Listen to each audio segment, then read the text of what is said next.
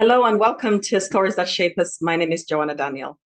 In today's episode of Stories That Shape Us, I'm talking about 4 reasons why you always need confirmation for your decisions.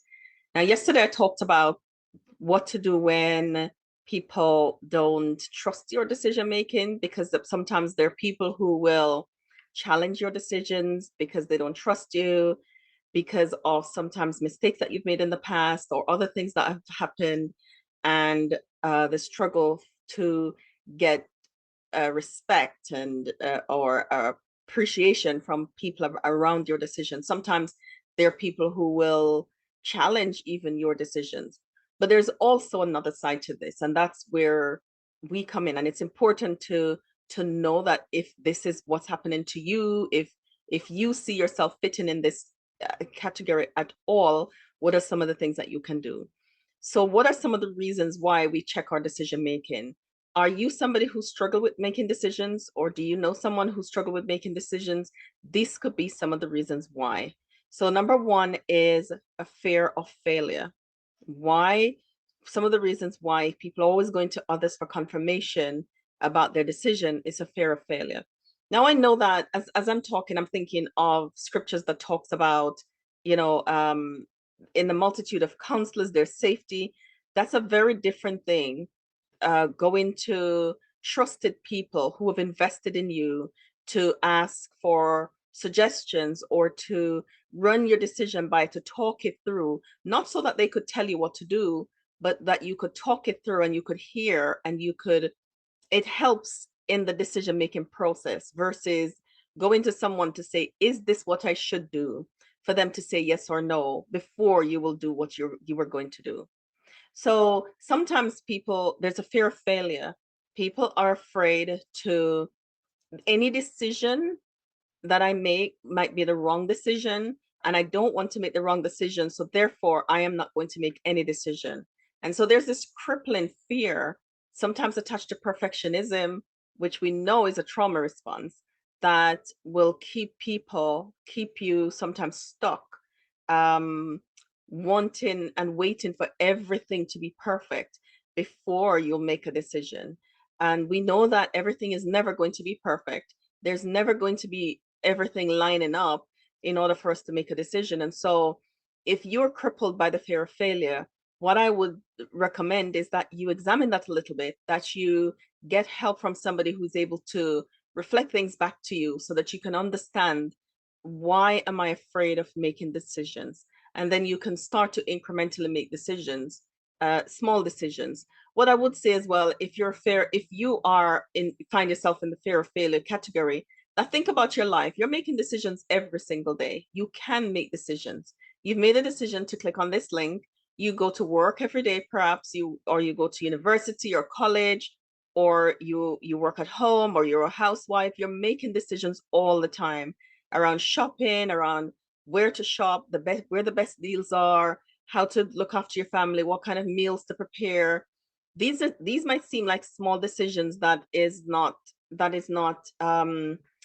so small decisions, but they're all decisions they're decisions nonetheless, is what I'll say. They matter. They matter. They're decisions that matter. And so it's important to think about, where am I making decisions in my life every day? And I'm not worried and I don't need it confirmed. I get up every day and I do this thing over and over. Where does that happen? So think about that when you have to make a decision that maybe perhaps feel bigger than you. And so now you're worried about this decision that might have maybe large, massive consequences. Sometimes we kind of assume that the consequences will be big. And so we struggle to make the decision. But think about it, you're doing it every day. So the fear of failure might be connected to certain type of decisions and the impact of those decision making, but you are doing it every day. And number two is a lack of confidence. Sometimes a lack of confidence stops us from making a decision, of stepping out and doing something big. We're not confident in ourselves. We're not confident in perhaps not the thing that we want to do, but our confidence sometimes needs to grow. Our confidence level needs to grow to the level of the decision that we need to make.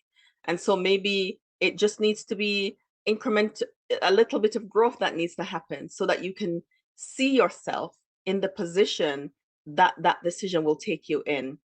And so it might be necessary once again to, read around confidence building, listen to how others talk about it, listen to other people in that area where the direction of that decision, and see how they do it. We one of the ways that we can build our confidence is by learning from others, that we see them, we see their examples, and we learn that, okay, so if they've done it this way, maybe perhaps I can try this. So those are some of the reasons why confidence might be one of the reasons why you might struggle with decision making. I wanted to say something. Sometimes you're not confident that you'll get it right, and you'd make a mistake. And as I said, when I talked about fear of failure, that it's okay to make a mistakes, because we can always adjust things as we go along. But if you never step out, there's so much that you'll miss out on, because you're not because you're not stepping out and doing. And that, when the more you step out and do, then that's how you get to practice decision making. You get to strengthen that muscle of making decisions without checking and double checking with other people. And talked about the fear of failure, the lack of confidence, and managing other people's opinion is one. When when we have perhaps a large family or a group of friends or influences in our lives, we feel sometimes we owe. And so it's this, how do we this decision might not agree, some people might not agree with this decision, and so sometimes there's a struggle to make the decision, because we think we're going to upset people when we do it. And you might not, or you might, but, and this is perhaps where confidence comes in, that you're not going to, not making a decision, something that is going to impact your life because of the fear, and trying to manage other people's expectations, is always going to keep you in a stuck place. So one of the things I'll say, while we have people in our lives that we respect, we have people in our lives that have been good counsel to us, we have people in our lives that have sown into us and mentored and supported us, at the end of the day, this is your life. And so it's important to make decisions that are going to be right for your life. Sometimes decisions might be around work or family, or, moving away for work. Whatever the decision is, it's important to know that you can't manage what other people might think and feel based on your decisions. Sometimes we know that certain decisions going to really hit them hard, but as long as it's the right one for you, and you've done all the groundwork of looking at it, and it's not, it's not a knee-jerk reaction, you're not emotionally reasoning anything, it's this is the decision that you've done all the work to arrive at. I believe that the people in your life that loves you will come in line with you and support your decision, even though that decision might be difficult for them to accept. Even though that decision might mean that you might move away, they're going to miss you, all of those things. Even it might mean that your time is going to be limited and you won't see them as much as you used to. Whatever the reason, the people that loves you will understand and respect and appreciate your decision and will support you. But sometimes, of course, there are people who won't. And so sometimes, often when there's a stuckness in decision making, it's those people that we're worried about. The ones that, they're always negative, they're always complaining, there's always something wrong with what you do. And so sometimes we neglect living because we want to please these people. They can't be pleased. They're never going to be happy. They're always going to require something of you. And so it's really important then to know, what do I want? And how do I make a decision that's going to be right for me, and let them manage, let people manage the fallout of that for themselves. So these are some of the reasons why we want confirmation for our decisions. If you notice that you struggle with decision making, you small ones, large ones, you struggle because you're waiting for the right time. You're worried and afraid of making a mistake.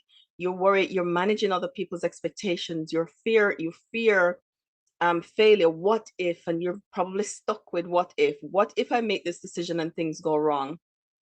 And what if is the future So we're never going to know until you do something and you step out.